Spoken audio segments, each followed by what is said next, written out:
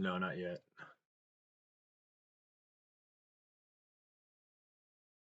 There we go.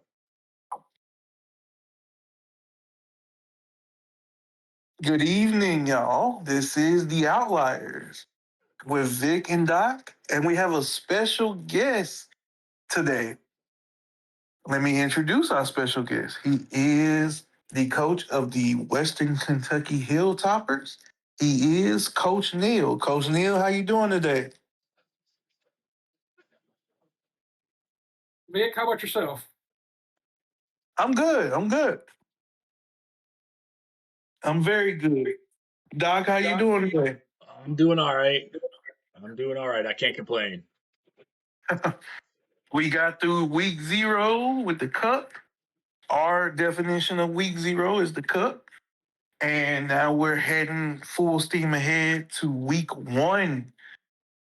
We are on the eve, the dawn of a new season. The season kicks off tomorrow. We do have a G6 matchup in that season kickoff with Georgia Southern and New Mexico.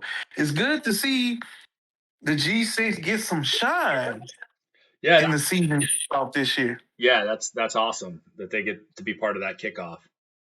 And I think it's gonna be a good game. Oh yeah. I like some good coaches, and it'll definitely be a good game for sure.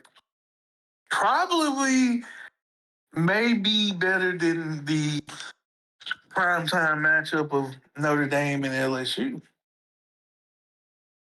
And maybe. Well, let's go ahead and get started. The polls haven't came out yet, so we don't have no progress with the polls there.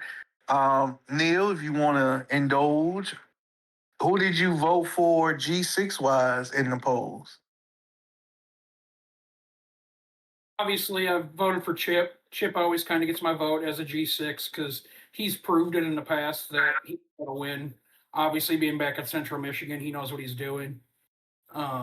So I voted for him, and I think I put Boise State up there. I know I put a couple 20, 23, 24, 25, I think. Okay. Doc, what about you? Did you vote anybody G6? I did. I had Chip. I had Boise State, and I had UConn. Those are my three. I only had Chip in this initial one. Only because. Go ahead.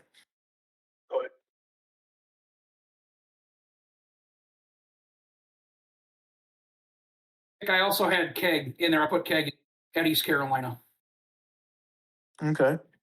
I only had Chip in there this go around because I usually for the first poll put myself at 25. So just to give a little motivation to myself. That's all. Yeah, I put myself at 125.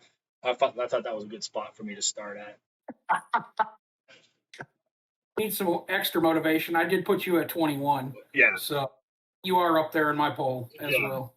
121 is a good spot for me. That's a good spot. I got you. So, all right. Tonight, don't forget, polls end. So make sure you get your votes in and get those easy points. Definitely get those votes in. It's a new voting system. Maneuver your way around it and definitely get those polls in. Free points. So we're going to do something a little bit different on the Outliers this year. We're going to have try to get a weekly guest of a coach from one of the G5 schools or G6. Sorry, I forget. We're flying planes now. We do. Yep. And so we're gonna try to get a coach in every week, kind of talk about their team, talk about their conference. We're gonna do a pick 'em with them, and I'm gonna have my record at the end of the year. Vic's gonna have his, and then each of the coaches we're gonna have a coach's record, and we're gonna see who can pick the best. So I got some questions for Neal, so we'll just kind of kick it off with some of that. So everybody has a guy on their roster, right? That you know, um, they're underrated. They have a low score, but they play really well. Who is that guy on your roster? Who is the one guy that's kind of sneaky good on the roster that might not have the best ratings, but they're there? Everybody's going to say Hutchinson, but he's not under the radar because he's probably one of the best players, if not the best player in the conference. So he's not under the radar. Honestly, Tisdale, my quarterback, I was pleasantly surprised with how, because he is a dual threat. And the offense that I'm running this year definitely requires more of a dual threat than I've had to use in the past. So Tisdale. Funny thing is, he is actually from Jacksonville, a school that's literally right down the road from me. And I knew the name, and I was talking to Gator, UF Gator, who also is from Jackson. He's like, "Isn't that kid from Jacksonville?" I was like, "Oh yeah, you're right, he is." And I knew I had remembered the name for some reason.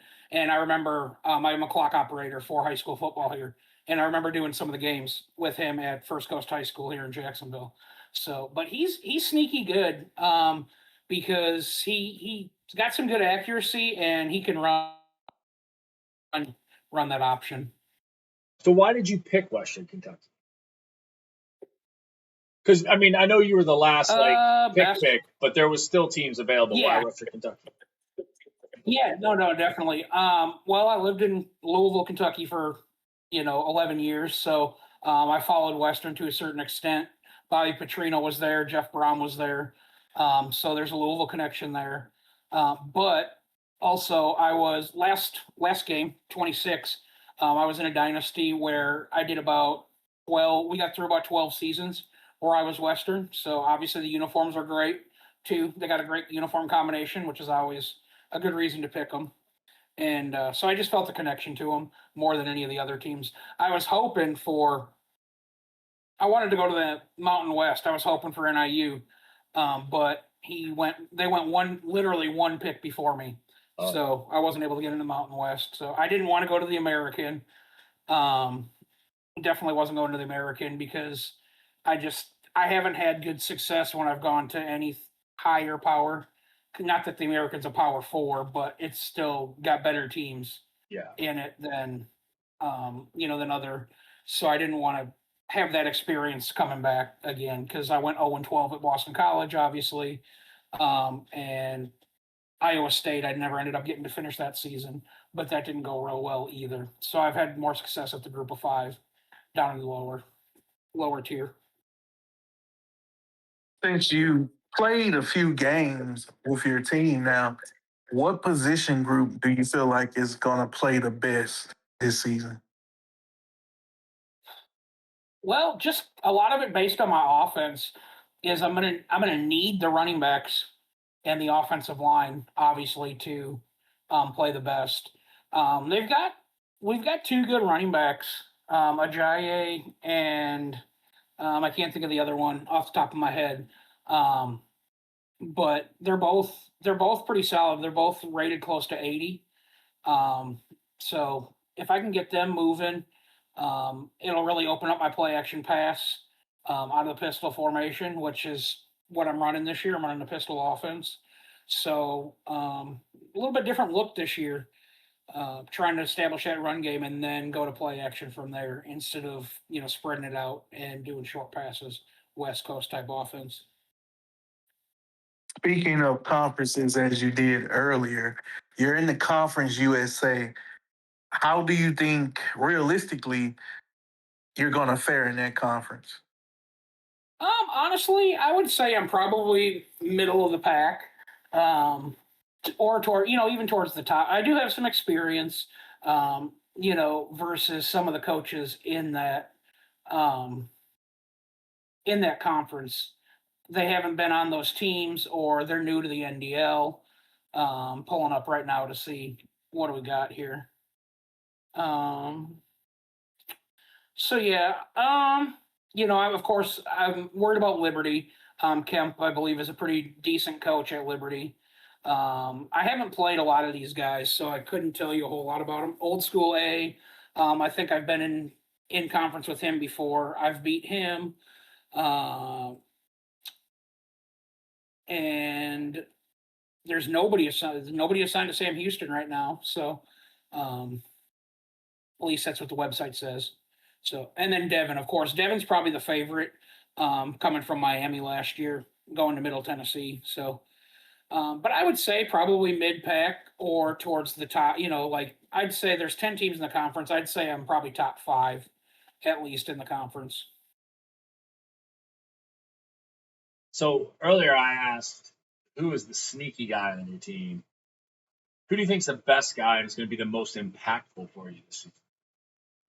Well, I'd like to say Hutchinson because obviously he's great, but I don't use a lot of deep passes. I don't use a lot of my receivers a ton. Obviously, ball control, run the ball, but I'm going to move him to the slot where I throw a lot more. I throw a lot more passes to the slots. So I'm going to try and get him involved that way. Hopefully, he can get open in some space, make some plays that way. And so I'd say Hutchinson's probably still the best that I'm going to have, and he's going to be my playmaker for sure. So since you did draft Western Kentucky, is this a move to move up to a dream school next season, or are you willing to keep this team? Actually, I was talking with Hubbard before the draft a little bit. Just talking about because I was, coming back and everything, talking about it, and I said I would really like to actually. I've never dynastied a team before. I've always been looking to move what I thought was bigger and better things. Find out it's a different beast in the Power Four conferences, and I'm much happier in the league playing down in the G6. So yeah, this is actually going to be a dynasty move for me. Hoping that I can keep them. I figure if I do my participation, get a couple. The win goals I think my win goal is only 4, which I definitely feel like I should be able to beat on that. So definitely, I'm hoping it can turn into a dynasty school for me.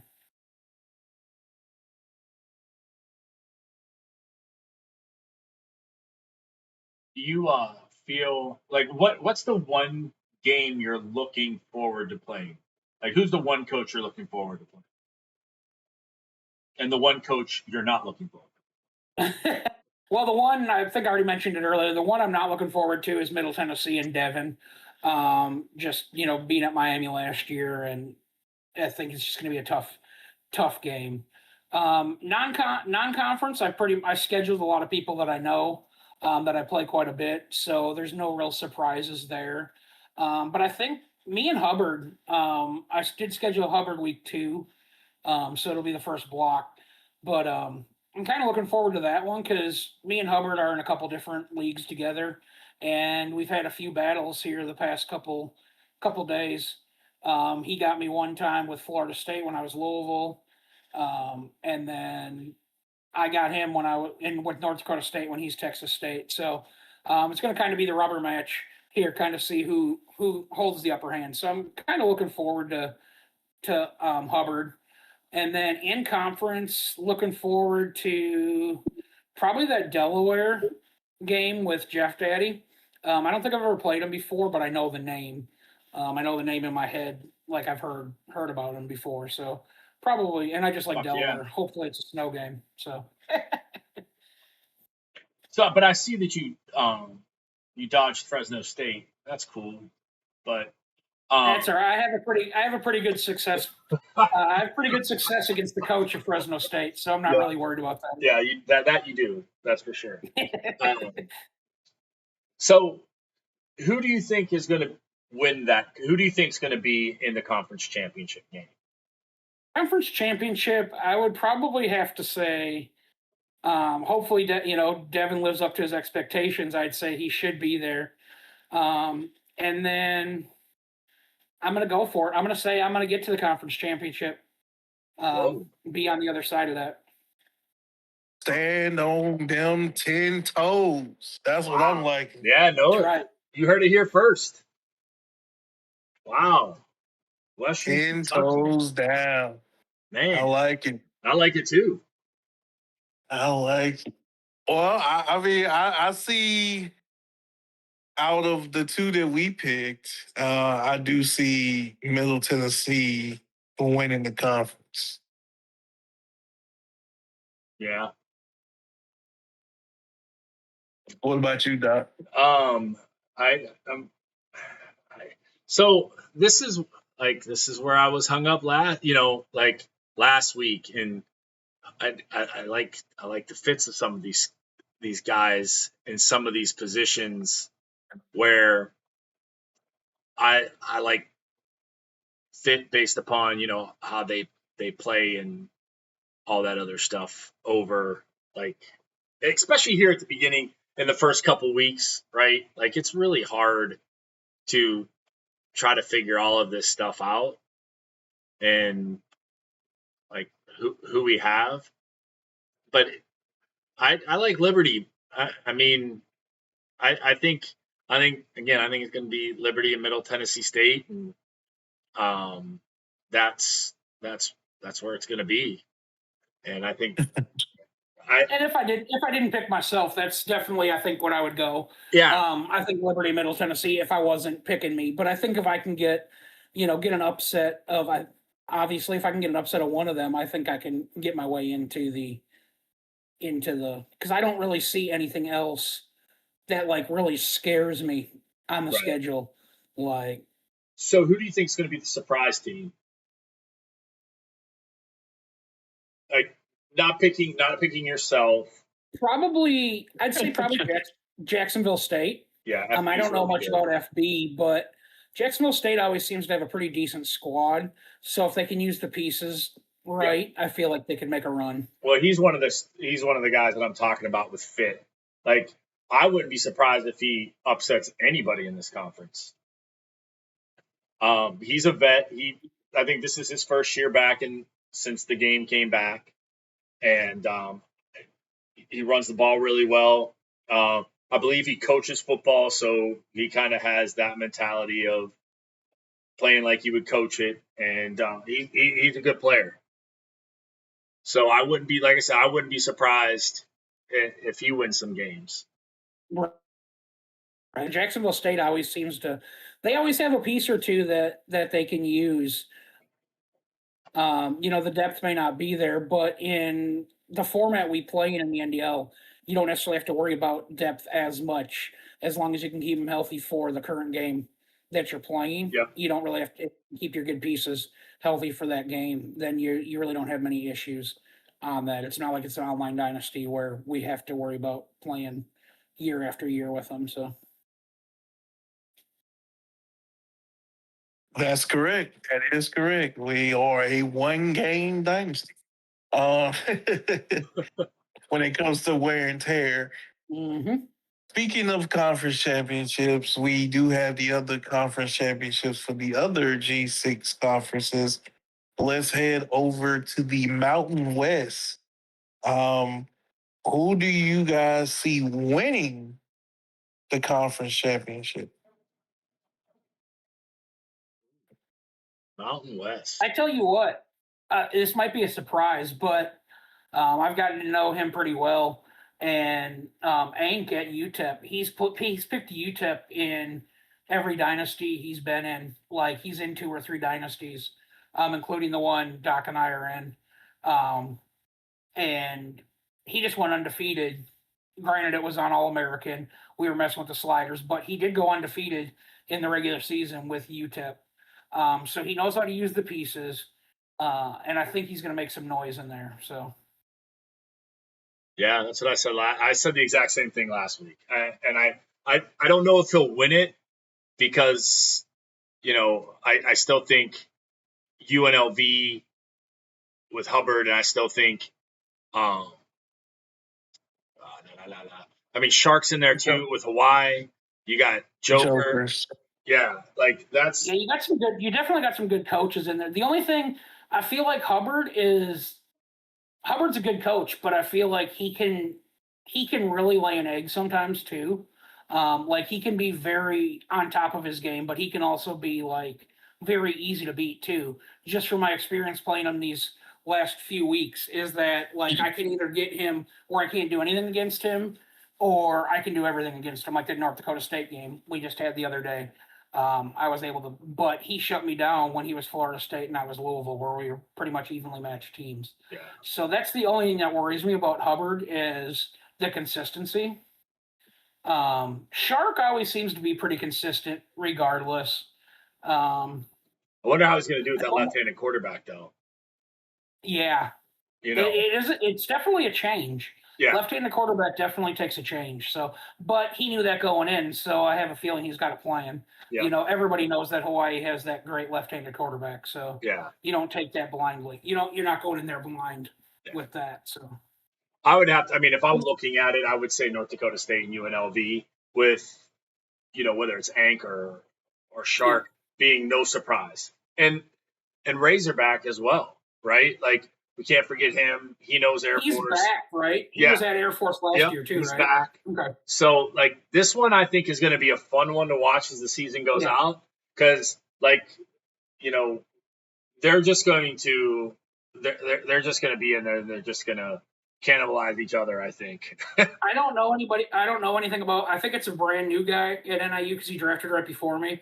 But if he likes to run the ball and get the run game going, that running back's pretty. That Telly Johnson's nasty. Yeah. At Northern Illinois. So Northern Illinois was one of the teams I was going to take, but I mean, I went with Fresno. You're in the new conference, so it's all good. If he runs it, he can nobody, and he's kind of obviously being a new guy, he's an unknown, so people aren't going to necessarily know how to defend him either. Yeah. So that's probably I'd go with that as my sleeper in that conference. I know you haven't asked about that yet, but I just think that this conference is going to cannibalize each other. Yeah. Oh, absolutely. I just think that they're all going to devour each other. You think maybe a 3 or 4 loss team wins the conference title? I really see it, definitely. I really do. I think that they're all pretty much evenly matched.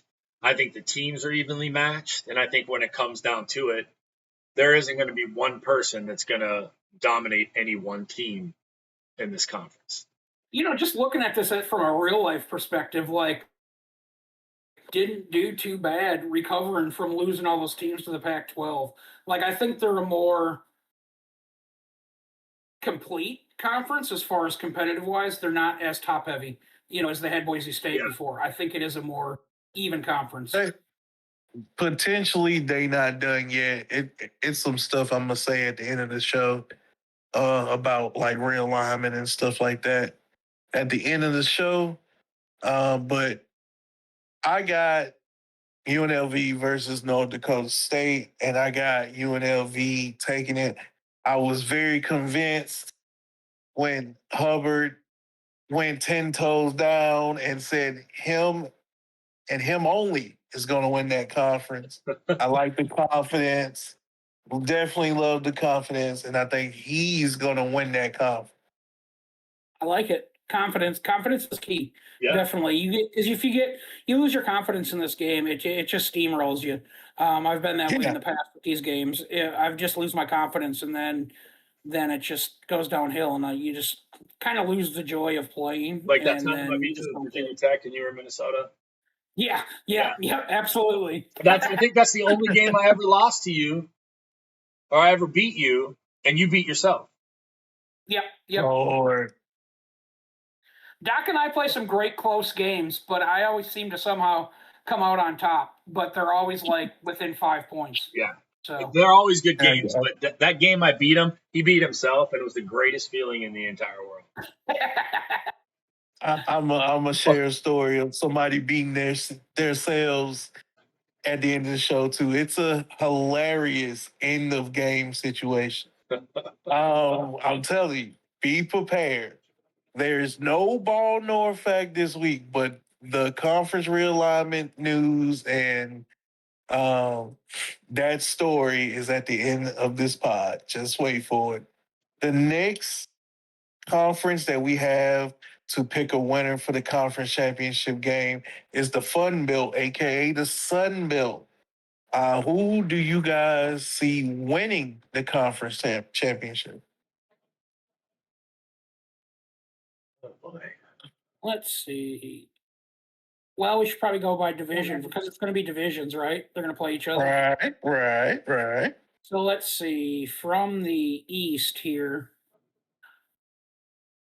Gary was at Coastal last year, right? Yeah. So Yeah. he's back. Marshall's got a very good roster, and Mort's an experienced coach. I got to play him week 1, so we'll find out how that goes.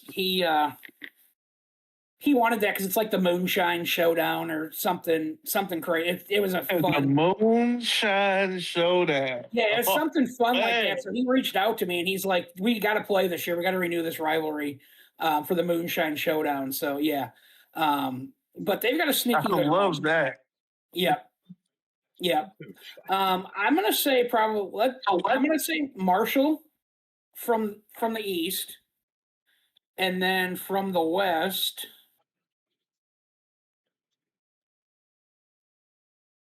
It's a lot of. Not sure on that one. Probably the Raging Cajuns, maybe Louisiana.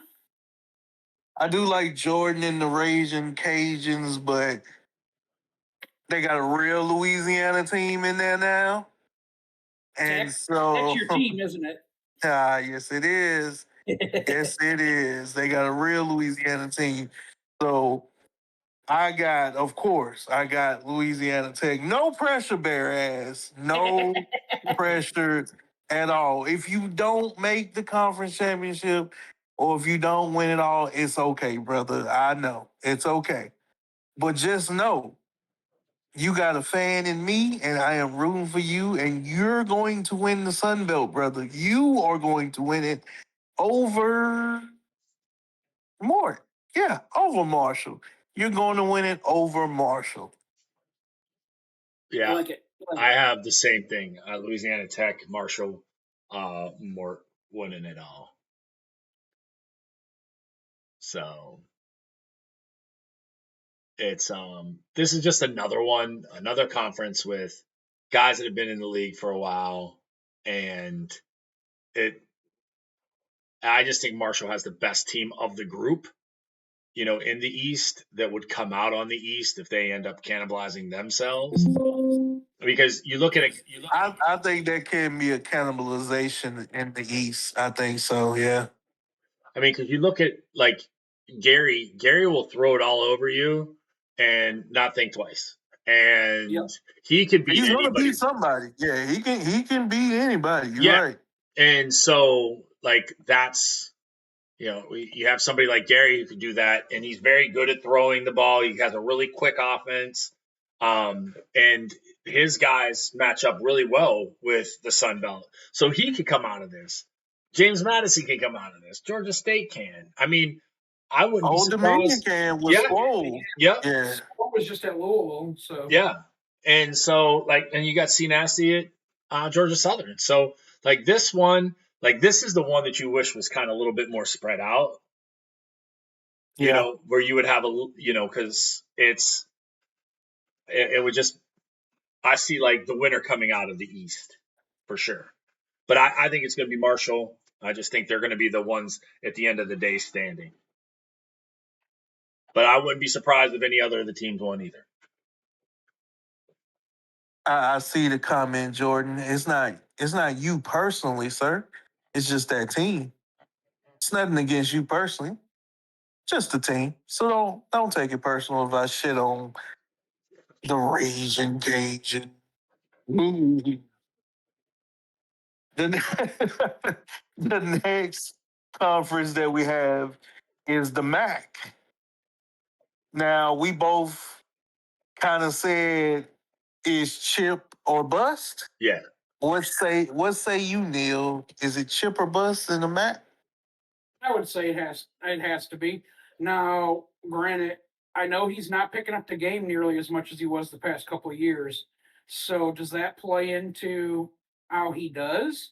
Because he's not playing the game as much and only like he didn't even have the game until the first day of the Beefy Cup. So like or the day one of the it was like basically it was real it was like 3 weeks later than everybody. So does that play into how he does?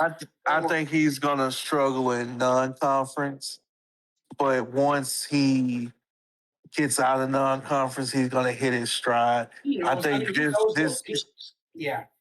yeah, I don't think this could be a 11-1, 12-0 chip team, but I think this can be definitely a 9-3, 10-2 Yeah. chip team. Yeah. Now, who do you think is going to play with them? Who do you think is going to be on the other side?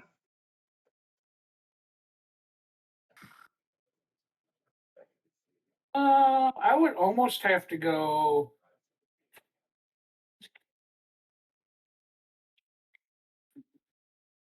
Western Michigan looked pretty good. They played Temple today in the Beefy. He looked pretty good, but I don't know if that was just Temple being Temple or him be. I don't know much about Phony. A lot of these coaches I don't know much about, so I can Sony's see a that. good coach. Phony's a good coach. I had him in the conference championship game, as we talked about last week. I don't see him winning it. Like I said, I see Chip winning it because he's going to get everything together Right. by the time that happens. Uh, but yeah, I see Western Michigan in there with Central Michigan. Yep. Absolutely. So I'm going to be a little different. I know that's a shocker, but I really like Bowling Green. I I think Bowling Green, when it's all said and done, they're going to find their way there.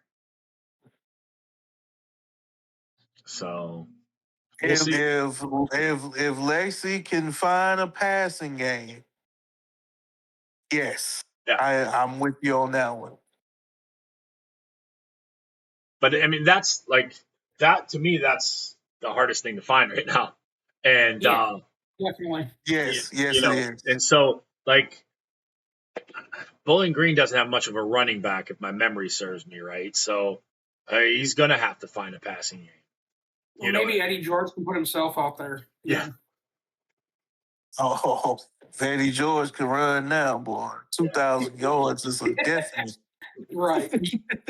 with these rules. But I think if Shoot. if he can find a passing game at some point, I think. But that goes for anybody who can find a passing game, right? Like, Yeah, yeah. If you can find passing game. yeah, if you can be competent in the passing game, that can work out wonders for you. yeah, Honestly, my biggest success so far right now, since I found this pistol playbook, has been running the ball and play action. The play action's really confusing the users, not just the CPU. That it's confusing the users too that are using the linebacker and that when you're running it that much, the play action's that much better. So rely on that run game and the play action. I know that's kind of the status quo, but I found that's been working pretty well this year so far. yeah. I'd like to see. I mean, this might be like a terrible take here, but I'd like to see more people use play action this year with running being so good. Yeah. It's gonna be hard with that old line though. It's Yeah, gonna be hard. yeah, Some of these old lines or even the prepared old lines aren't the same in play action anymore. So right. You gotta set your blocking protection. People don't understand that. you definitely have to do that in this game. Yep. Setting your blocking protections is a must when especially when you're trying to do play action. Yeah. Yep. But I think that's gonna like for those teams that whether you're an option team or you're a guy that runs the ball and you're just stacking line and you're sending everybody to stop the run, and you're that's when the play action comes in and Yep. you know, as long as you run that ball enough to run the play action, that's great. But if you're just running play action to run play Yeah, action, you that's don't just every pass you do is play action. You're right. doing play action 2 out of 3 downs Yeah. But every time. I That's think not. that this game, like this version, right now, the way the game is set up, I think play action is going to be key to getting people off the line of scrimmage and open things up a little bit. Especially with in play now, right now, how OP the run game really is. I mean, people are running for 250, 300 yards right now just because of the broken. So I think that's going to be even more key. People are going to start stacking that line in the play now. You know, the NDL, obviously, what we do. People are going to start stacking that line, so you're going to want to have something to throw them off that line. So to open Totally up that agree. run game. You don't have any fuel, Jordan. The real hate is with Louisiana Monroe, not Lafayette. If you know, you know. The next conference, well, not the next conference. We're gonna take a little break from the conferences and just put a spotlight on our guy Dave at UConn. What do you think the record will be for UConn this year, Wow. this season, or this season? Let's see. Well, I'm pulling up. I know he's got one win already. So He must be playing you. exactly. I So like the that confidence. Love the confidence there, Doc. hey, it's all Love about it, the love it. confidence. Let's see. He's at Maryland, home to North Carolina State, home to East Carolina, at San Jose State, home to Syracuse, at Colorado State, at Utah, versus let's see, home to UMass, home to Rice, at San Diego State, home to Auburn. Well, that's a good game. Oh, And then wow. home to Fresno State. He is definitely trying to get in the sea of people with that schedule. Yeah. He stacked it. He definitely Yeah, stacked it. he definitely did. But you know, I mean, go ahead. UConn fits Dave, and I 2 losses maybe. That's what I see. I'm there with you. 10-2. Yeah. I can see NC State and Auburn being the 2 losses. No Definitely, offense. No no, offense. I have Auburn. I think Syracuse. I Auburn. have Syracuse and Auburn. That's who my 2 losses for him would be. I'll go out on a limb and say 3. I think either Syracuse or NC State, like you said, one of those two. But I think Keg will get them in at East Carolina too. He's my coach shout out later on. I'm gonna mention something about him later on during our coach shout outs because he definitely impressed. Next conference we're gonna go to is the Pac-12, the new conference, the new breed, the new blood, the senior living. They went from the retirement home to senior living apartments. Heck yeah. 55 and over, baby. You gotta love it. That's it. What team do you think is gonna win this conference? I think it's going to be Boise State, and I think I'm going to be the same as I was last week. Boise State and San Diego State in the playoffs, and I see one of them losing. I see Washington State losing to one of them, and I see the other one.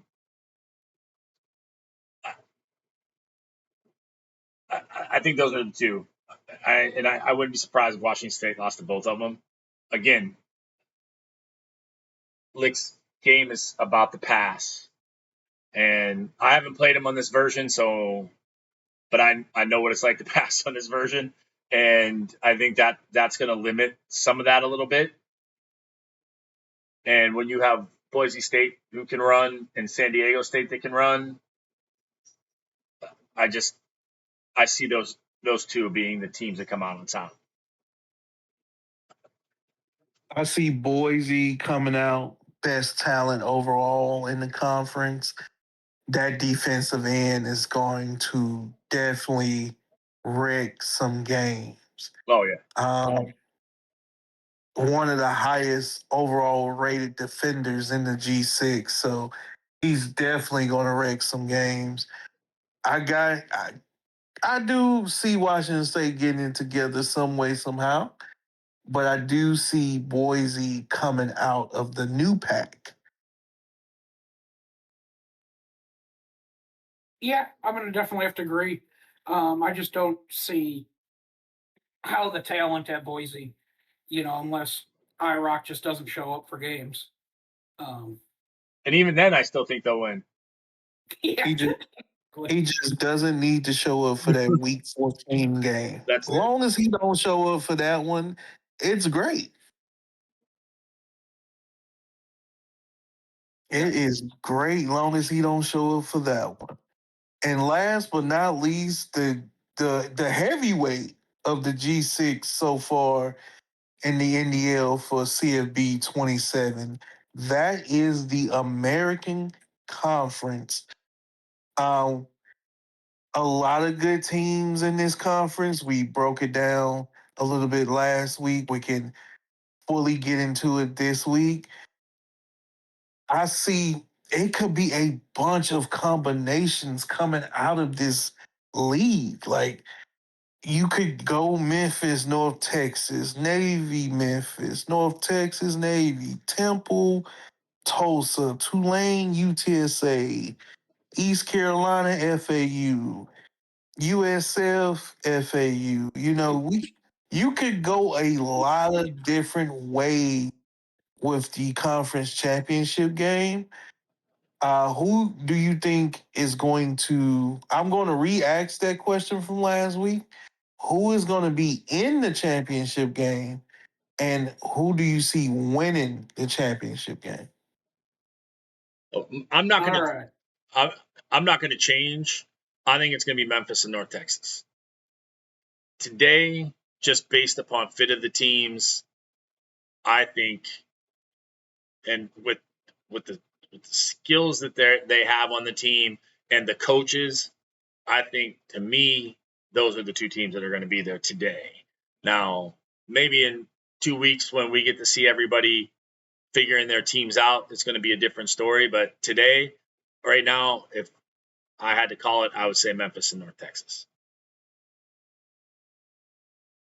Strictly off of fit. Neal, what say you? I don't know much about Steamroller, but I really like the Navy team. I feel like Navy's always underrated. But are they going to try and run the option? Are they going to try and run, a different type of offense there? I don't know what Steamroller's planning on doing there. So that could be an issue. So I played Steam in a scrim. Sorry, I don't mean to interrupt. I played Steam in a scrim, and he ran the option, and boy, can he run that option! Like, yeah, I kind of figured he was going to run the option. He did such a good job. Has he been on that team before? He's been on Navy. I don't believe so. I don't think not so. since I've been in the league. He hasn't. He's been Texas, SMU, Washington, and Georgia Tech. Yeah, that's right. I remember him at SMU, I think. So yeah, since I've been there, he's been those 4 teams. So let's go Navy. I'm gonna pick Navy in the conference championship game, and I think I'm gonna go North Texas as well. So, and I'll have North Texas taking the conference. okay. I'm not changing my pick either. I got FAU and UTSA. The two best. I'm still running with the same logic.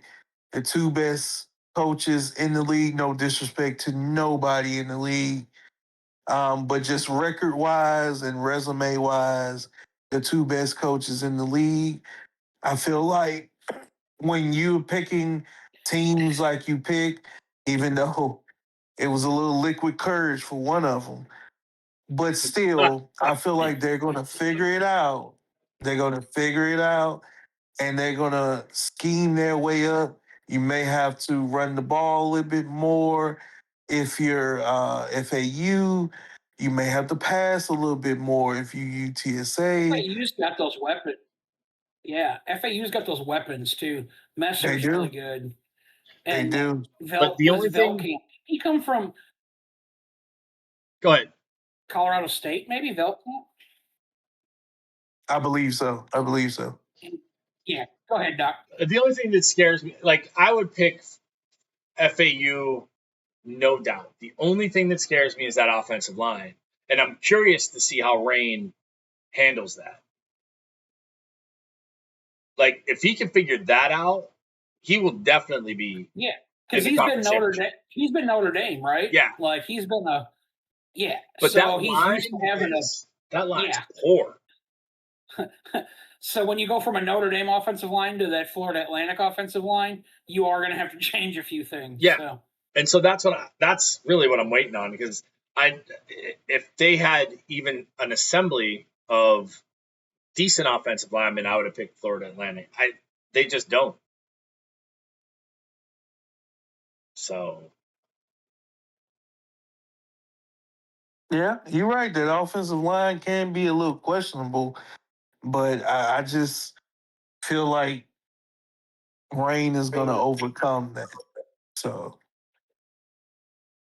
and but I really got UTSA winning the conference. I think them having one of the best quarterbacks in the conference is going to be the difference maker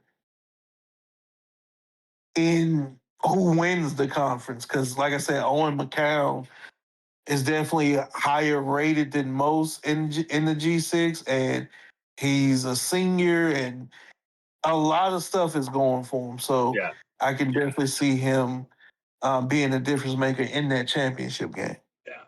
And again, I think any of those four teams are a great pick. I went with fit for the beginning of the season because I feel like those two guys fit that team the best. Those two teams the best.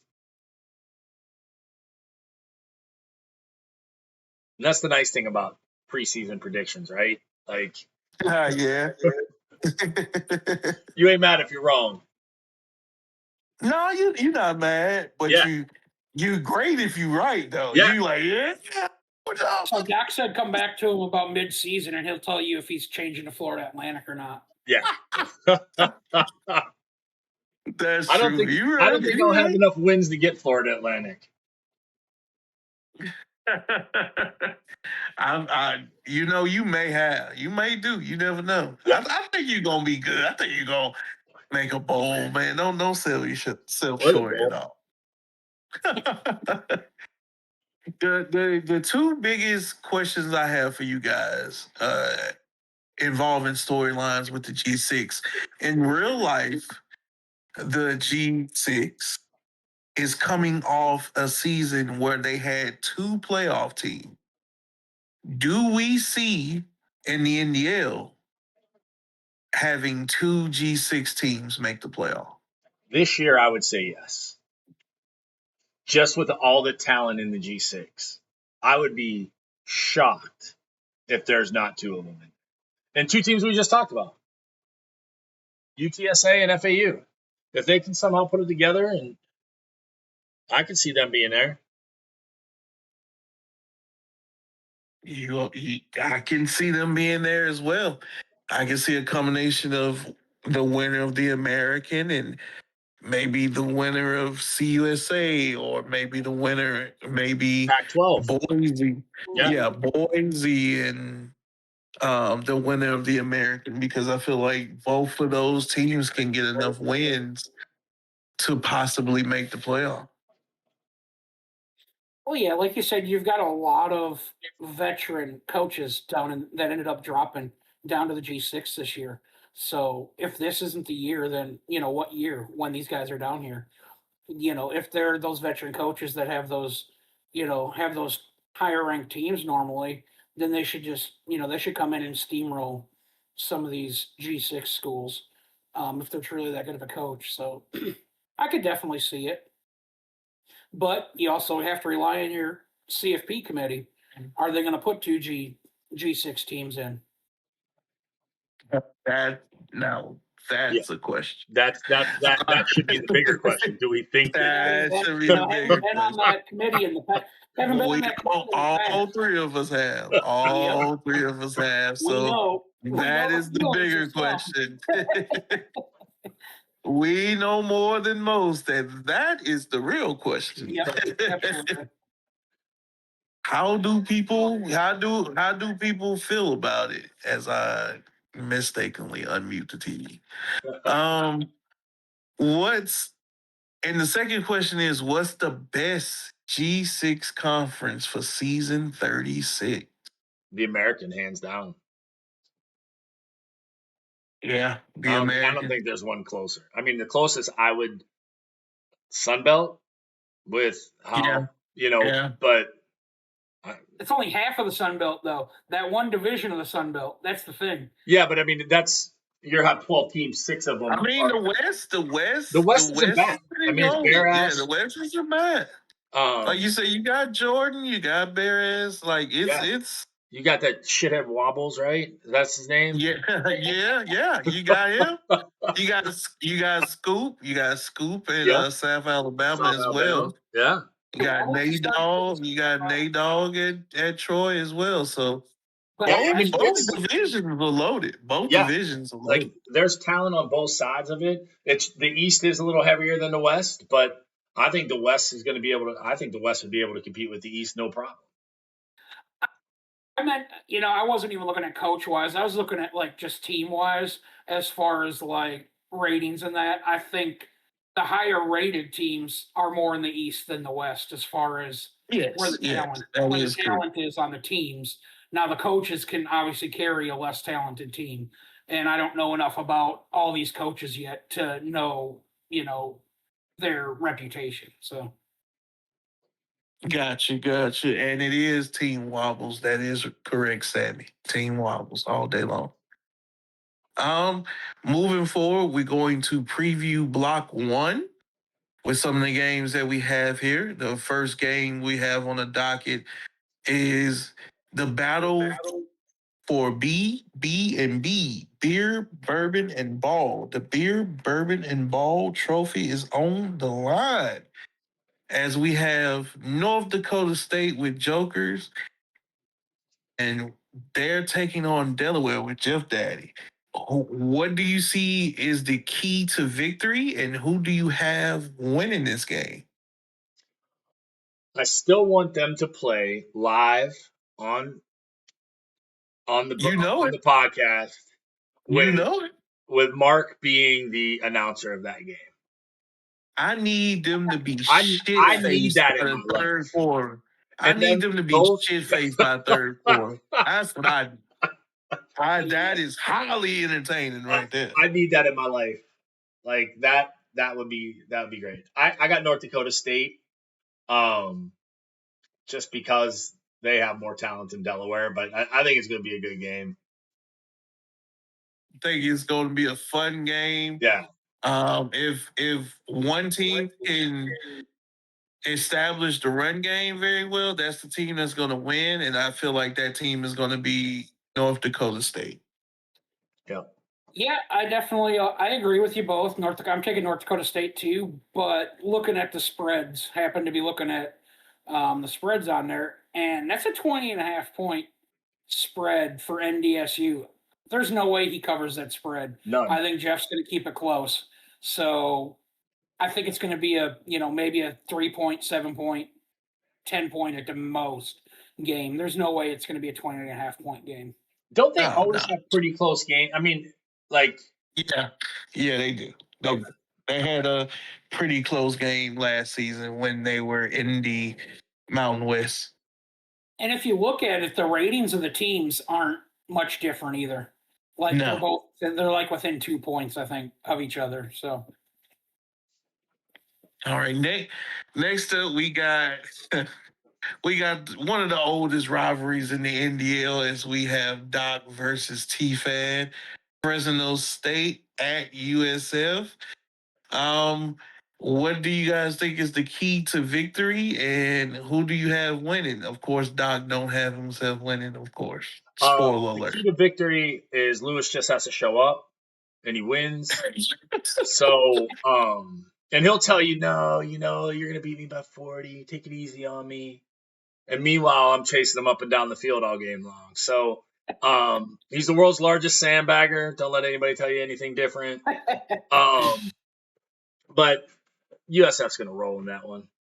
did I read it wrong? Is it it's in Tampa? Yeah. Yeah. Okay. Well, Doc, I had picked you because of the home field advantage, but Well, I might be at home. I might have put it in wrong. I have no idea. I looked at the website. I thought I had you as a home team, but That's how it was much pretty much a preparation pick 'em has for me. gone into it.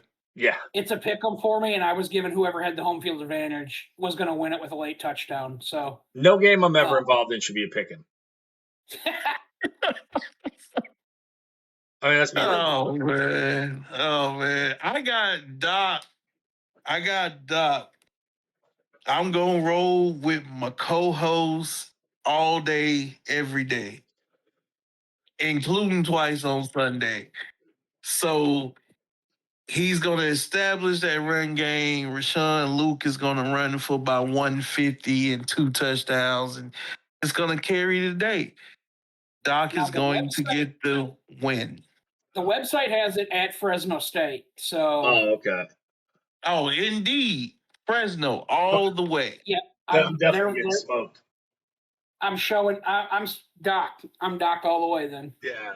home field advantage and the run game are going to take So over. for everybody who ends Just up listening or who is listening, don't put your NDL sharp money on Fresno State. Save Doc, just don't throw the ball. Okay. At all. Your team is red, not green. So. I know.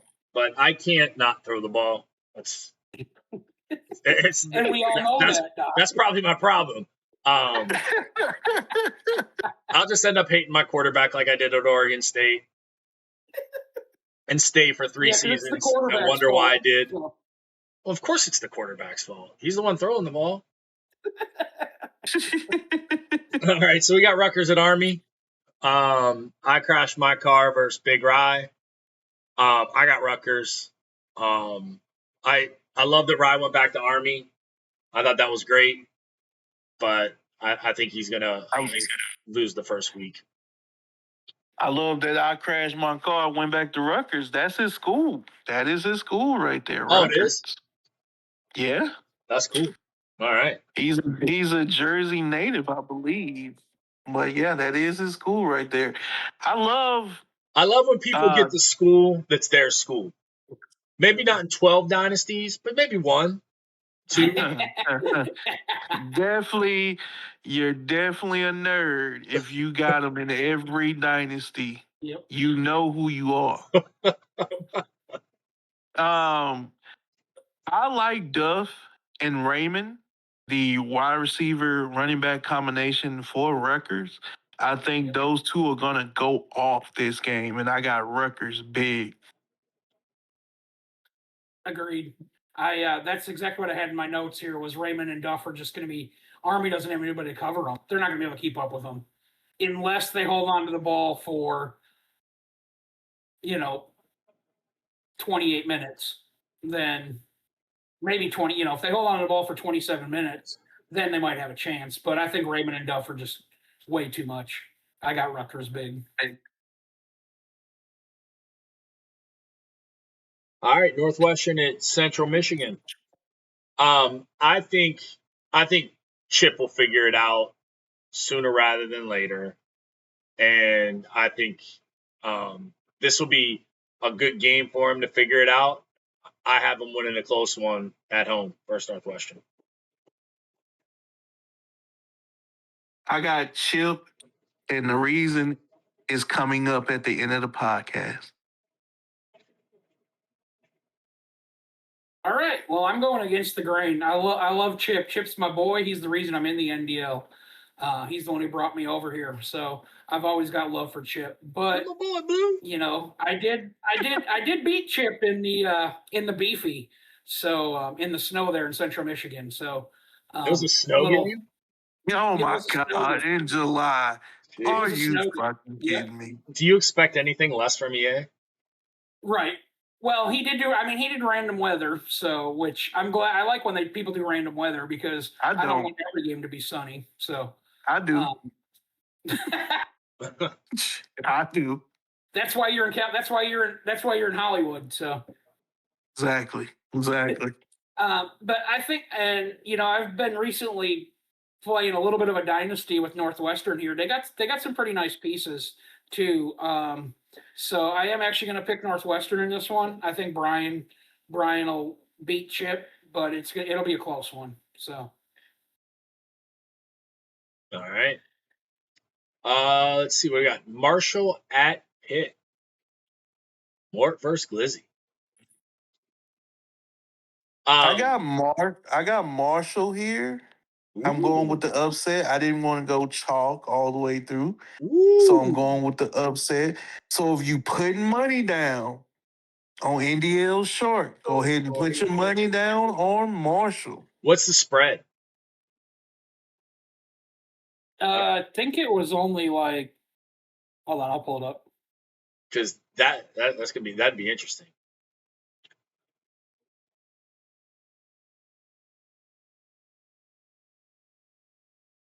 That's week 2, right? Yeah. Yeah.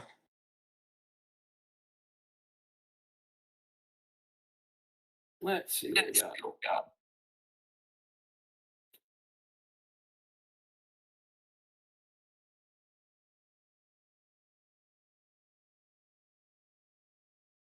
Looks like right now, Pitt's actually a 4-point favorite.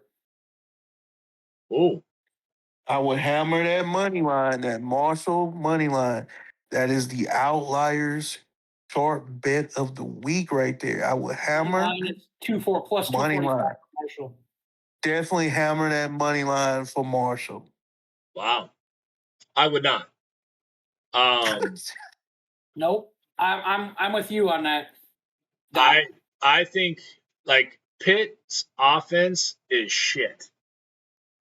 It really is. Outside of their running back, you know, I thought Heishel would get better ratings than what he got for what he did last season.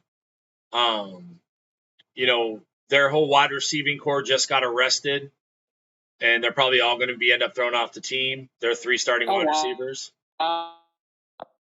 So that ought to be an interesting view going down, you know, over the next couple weeks, doing roster updates and whatnot. I guess they were driving some dirt bikes through Oakland and they ran from the police. They got caught. And they didn't even get caught by the city police. They got caught by the university police. Which, if you've ever spent any time in the University of Pittsburgh, that wouldn't be a problem.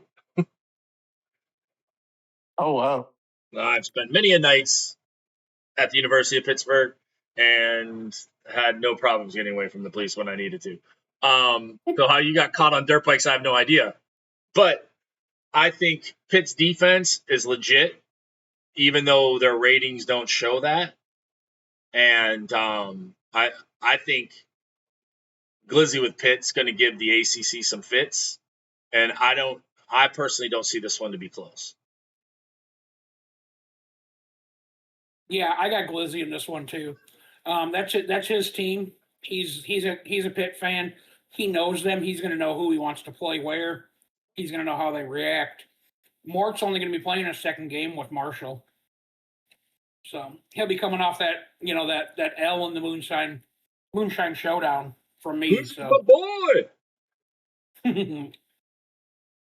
And he picked So I'll got take big guy. Leslie. So I'm going against the grain there. No Yeah. disrespect to Glizzy or anything like that. It's just I want to go against the grain. That's all. Yeah. I mean, Um, if Pitt's offense doesn't get going, I can see that 4 points being a problem. Yeah. But their defense is really good. It's fast. Their defense is fast. Their defensive line is good. If those wide receivers do get kicked off the team and they don't make it on an update, Yeah. trouble. So that's going to be something to look at down the line. Marshall's got some talent too, so I really do think it could be definitely either way on that, because Marshall's got probably one of the best tight ends in the game. So they got some. I was Marshall 3-4 seasons ago, I think, and some of those players are actually still on there that I really enjoyed playing with. They must have been freshmen when I had them. I think that tight end was a freshman when I was with Marshall, and he's fine. I think he's a senior now, but he was a lot of fun to play with. So, All right. Preseason power rankings. What do you? I got Liberty, North Texas. hey, we got one more. Oh, we have do? one more pick. Oh, I thought that was it. Yeah. Oh, we do. San Yeah, Jose, we do. Maryland. Sorry, my fault. I'm getting ahead of myself. I'll be quiet now. Show goes back to Vic. Sure, show, Vic. I got Maryland. Malik Washington is going to go off on this game here against San Jose State. I'm expecting big things out of him in real life. Him, the guy out of Cal, and Bryce Underwood. I expect real big seasons from those three sophomores this season. So I got Maryland in this game. Go ahead, Neal. Yeah, some reason they have this line as a pick 'em, and it's an 8-point differential in overall. So I'm not really sure why they had it at a pick 'em, but Buckeye picked San Jose State this year. That's my boy. I'm not going to pick against him. I got San Jose State pulling the upset. So they're the home team too. So yeah. Buckeye's my boy too. I like San Jose State at home, but he's gonna get drugged. Like this Maryland team is way far superior defensively than San Jose State is offensively, and I think that's where you're going to see a lot of those issues. And just trying to generate that offense. I think. Yeah, Maryland, even in real life, Maryland's one of those teams you just never know what you're going to get. Yeah. Like they could be someone who's going to beat you by 40 points, but then they're also going to be someone who loses to an FCS team by 20. So it's like, which, granted, it's real life, so I don't really know what virtual life's going to be like for them. But yeah, but I think Malik Washington's going to be way too much for that defense. That's the difference maker right there. Is Malik Washington. Hey, Buckeye, I got you. I still got you, Buckeye. Pull off that upset, bud. All right, now we can get into the power rankings. Yeah, they really don't change from last week. I got Liberty, UTSA, FAU, CMU, and Middle Tennessee. Doc, go ahead and run off your 5. Liberty, North Texas, FAU, and Marshall. All right. So that is what we have for our top 5 there. We're going to move on to the coach shout out of the week. You go ahead and first, Doc. Mine goes to our guest, Neal, for his big win against Chip. That's right. It's regardless of, whether he just got the game or not, his stick's still the same. You know what I mean? Like, yeah, the play is a little bit different, but everything, like, don't don't lower that win because you just got the game. Like that's a big win. I think, any way you look And at it, that's a big and win. Neal didn't take it easy. He didn't take it easy on him because that was his first game or one of his first games Yeah, or his first couple days playing the Yeah, game. no, He didn't take played it in easy. another league. I was gonna say he played in another league and won 2 games over there. So I know he had to win, and he had won his first couple games. So it definitely wasn't his first. I wasn't go. Chip and I got that rivalry since 25 when I was in an online dynasty with him, the first online dynasty I was ever in, and he's the one who brought me. Like I said, he's the one who brought me over here. So me and him have had that rivalry.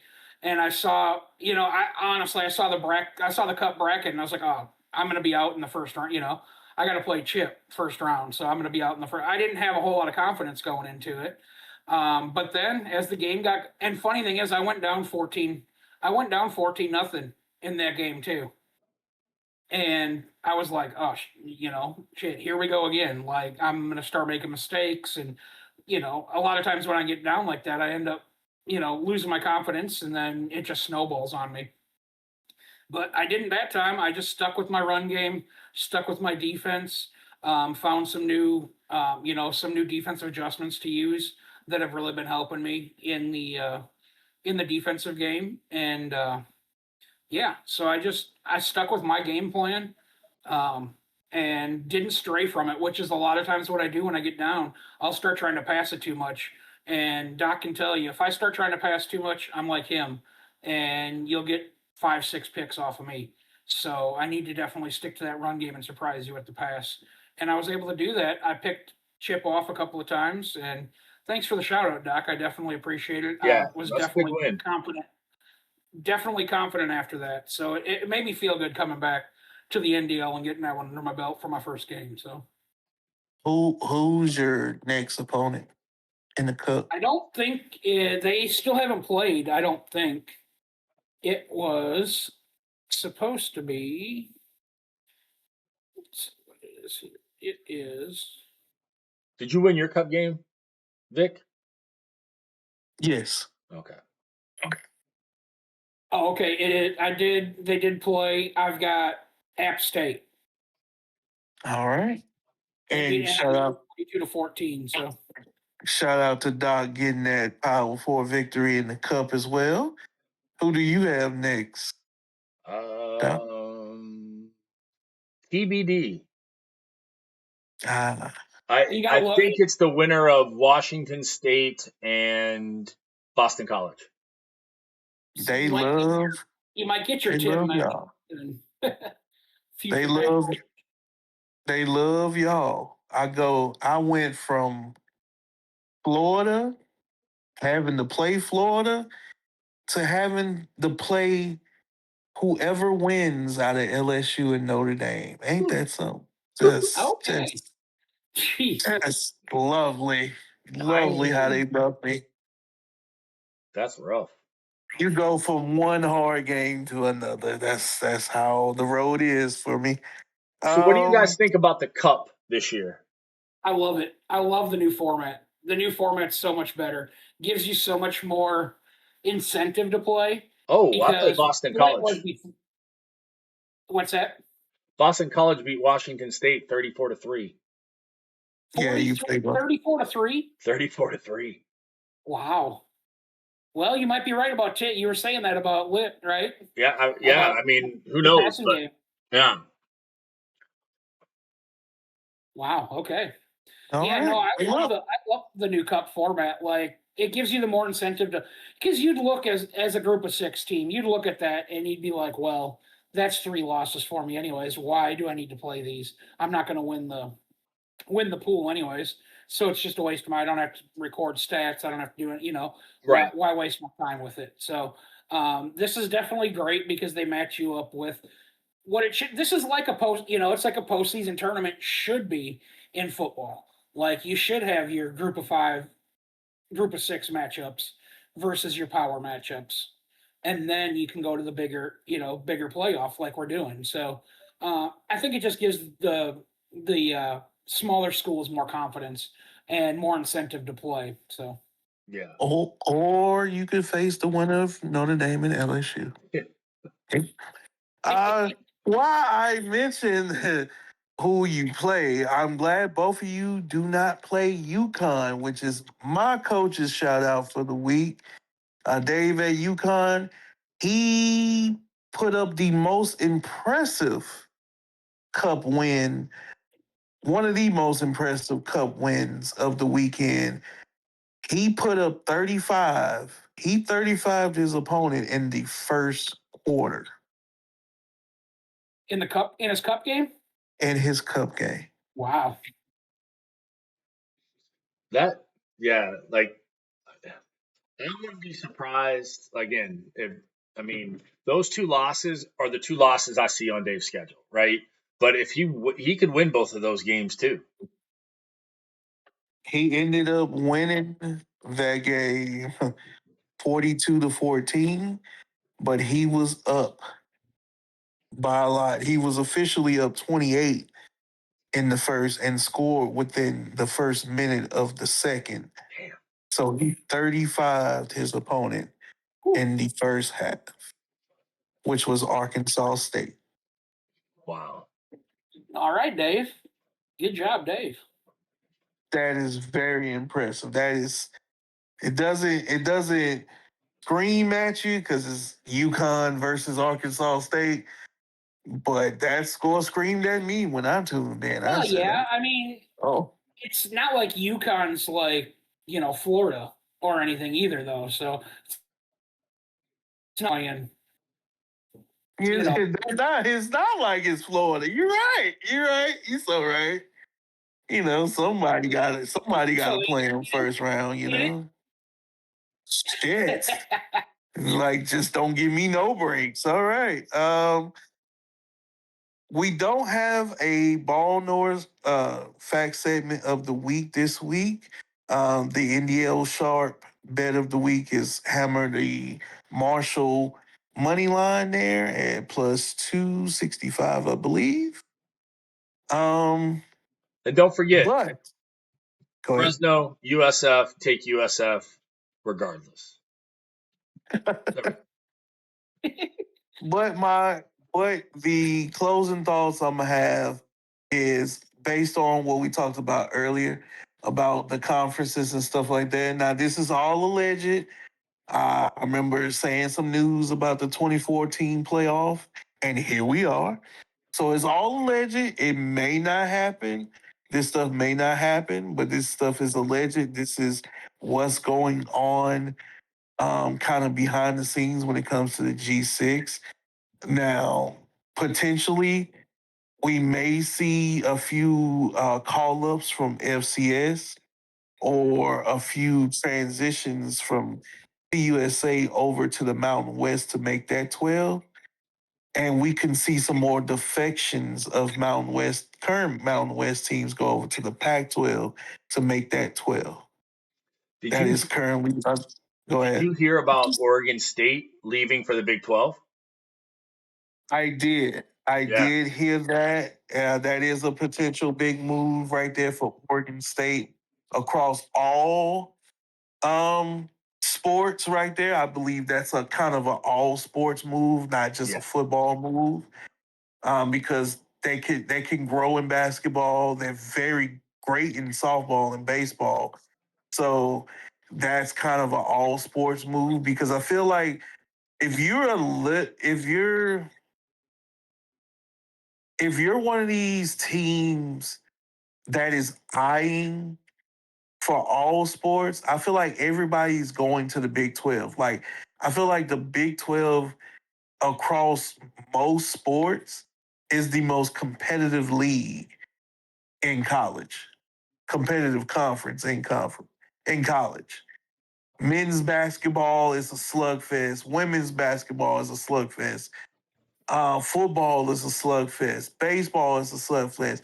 It's just complete competition throughout most of the major sports. Yeah, but I think it's such a shit move, though. Like you did. You got to do it for the money, though. Like I know, but then they kind of bleed leave money. the Pac-12 when you could have left the Pac-12. You know what I mean? don't like. But they couldn't. They now can. They couldn't the last 2 years because they had them in Washington State had to stay so they can retrieve the money from all the exit fees from the rest of the members. Yeah, but Yeah, then because they were don't. But I Pac-12 get that, and I till I understand got the why they did that. But don't then bring all these teams over from the Mountain West, because the Mountain West had a great conference, right? They could have added a couple more Yeah, teams. yeah, but that's what I'm saying. You can see more defections because of Oregon State and whatnot. Yeah, And even if Oregon State stays, you can still see more defections like a UNLV or Fresno State, coming over to I'm sorry, not Fresno State. I'm sorry. I'm forgetting the state. But you can see those teams coming over to the Pac-12 and the Mountain West getting a few FCS and trying to divide the CUSA as far as getting members in. yeah, Because you can market a Sam Houston to go with UTEP for that Texas market and stuff like that. Like you can do some of that. Um, I've also heard that Air Force is potentially joining the American as well to join Army and Navy. wow, They're eyeing the American. And also in realignment, the MAC can be in serious trouble.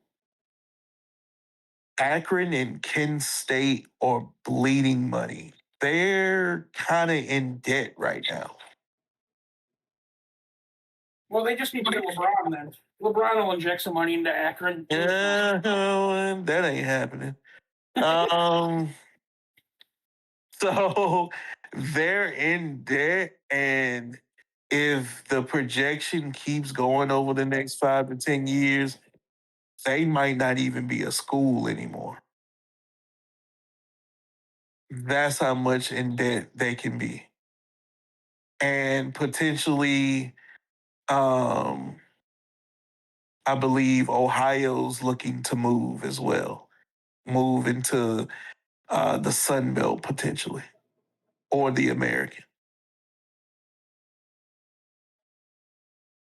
So a lot of a movement. lot of movement, yeah, a lot of movement can potentially come down the line in the next 2 to 3 years for sure with these conferences, just because they realigned this year and we basically have a divide in the West Coast.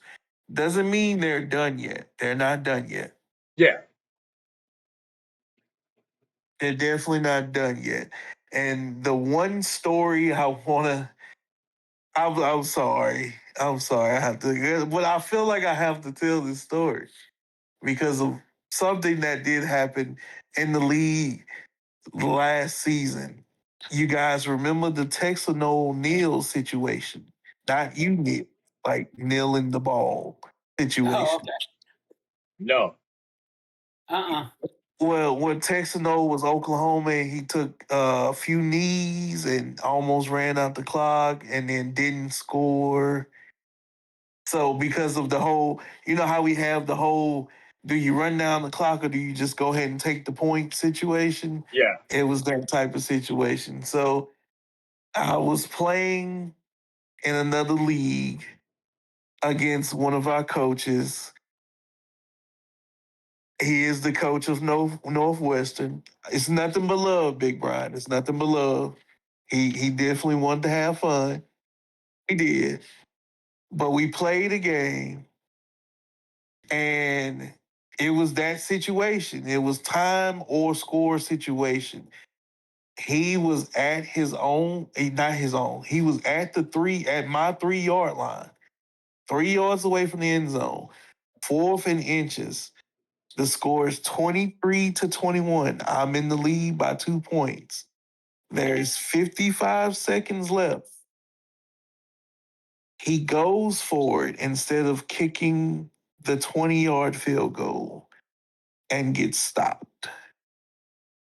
Oh. Yeah, 4th and inches isn't a given anymore in this game. It is not. It is not.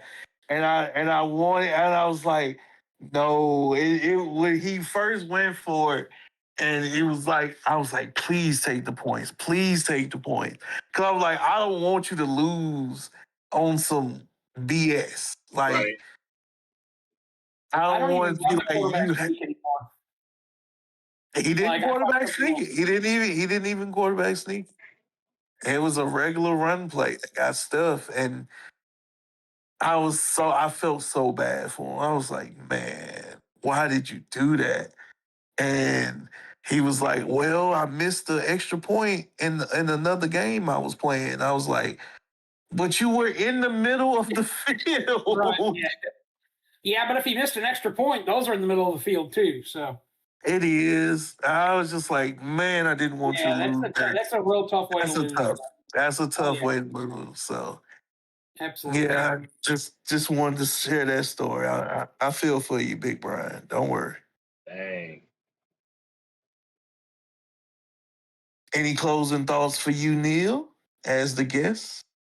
No, I just want to thank you guys for having me on today, letting me be a part and share my thoughts. I'm looking forward to the season, and you know, glad to be back in the NDL. I know I took a little hiatus there, but I am glad to be back and part of it. So hope you guys have a great season, and look forward to talking to y'all in the future. Sounds good. Definitely for sure. Thanks for coming on, Neal. Appreciate it. All right, guys, take it easy. Yep. All right. That's Doc, go ahead with the last thought. last thought is Of don't forget to vote. Indeed. Don't They're forget to easy vote. points. You know, the difference between 15 and 10 could be one poll. So make sure you're doing the things that you have to do. With the new site, everything is a lot easier and a lot quicker now. So it's not as a tedious task. So just make sure you get everything in. And good luck to all the G6 schools out there kicking it off this week. And good luck to everybody. I echo those same sentiments. Good luck to everybody. Hope everybody has a great kickoff week. And we will see you guys next week. Sounds good.